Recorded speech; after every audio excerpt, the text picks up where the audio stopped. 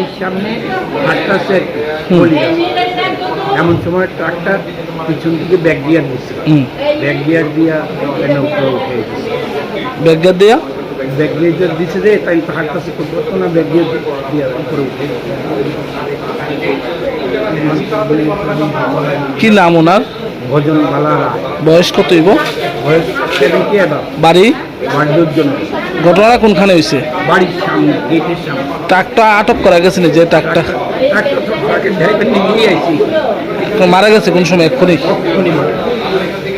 ওখান থেকে আপনার কি হয়? আমার বেআইন হয়। আমার